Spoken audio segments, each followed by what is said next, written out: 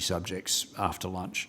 But one of the issues that has been raised with me is the issue of annual renewals for financial advisors. So what's been put to me is that ASIC have said that it needs to be, we're talking about, there's an unresolved issue in that financial advisors are required to prepare a fee disclosure statement each year, and this has always been based upon the fees that they receive as per their remuneration systems. ASIC, however, have said that it needs to be on the basis of the amount of the fees taken out of the client account, and there can be differences due to timing, and that different treatment of, say, GST and tax deductibility. If there's a small error in the amount disclosed in a fee disclosure statement, can deem it be non-compliant and therefore terminate the client agreement. What's being done about that particular issue?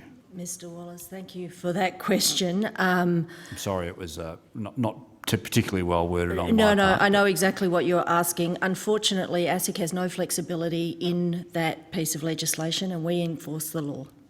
The issues that they're talking about there are actually embedded in the regulation, and we have no power to amend that regulation. Again, that is something has been raised with us that we will be raising with Treasury around, is there a fix for that? But it would be a legislative fix, not a regulatory fix.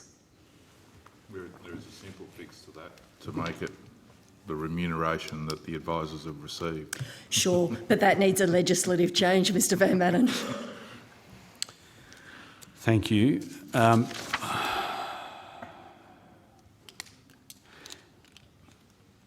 One of the issues around, and this, I know that ASIC is very alive to this issue, and that is the affordability of financial advice.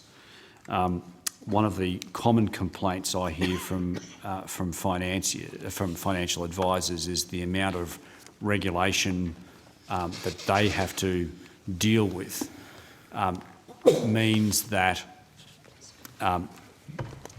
it is no longer in their financial interests to look after small investors or small clients, which there's a very strong argument that they're the sort of people that need the most help, and yet financial advisors are saying that it's just been made from a regulatory perspective so difficult for them.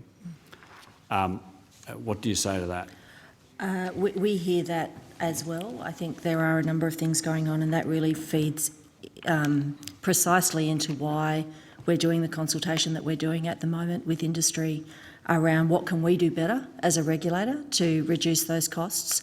I do think there is a number of issues here that are legislative and not regulatory. Again, the legislation is quite complex.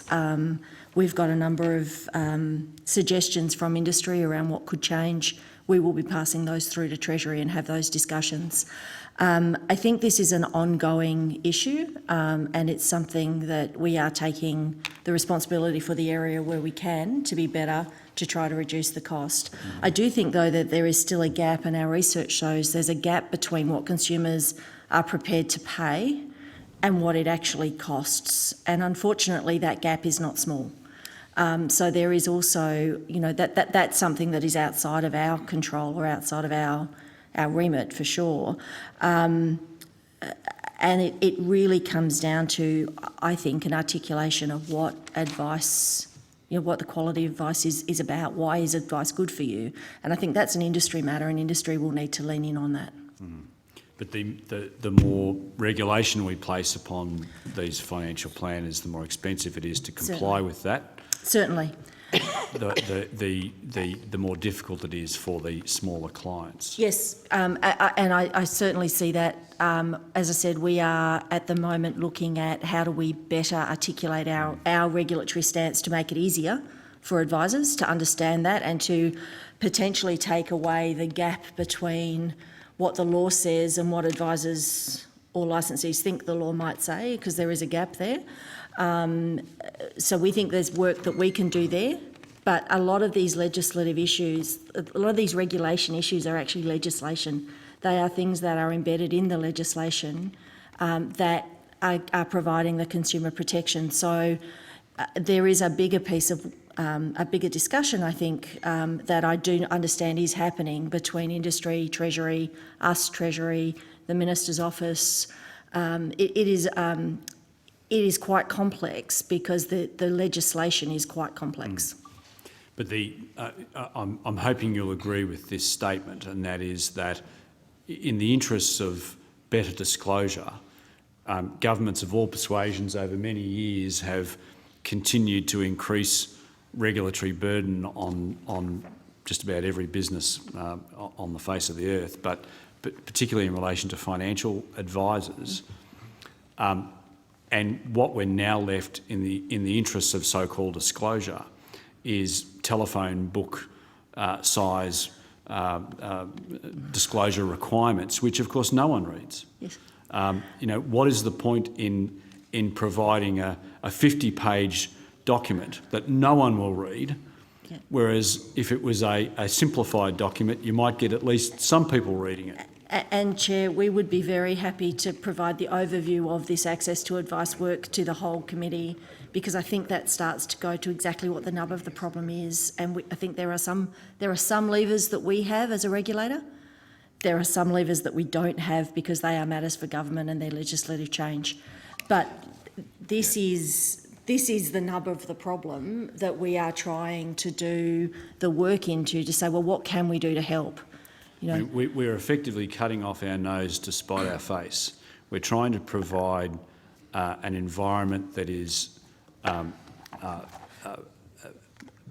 one of better protection for consumers, but the more complex we make it, the less.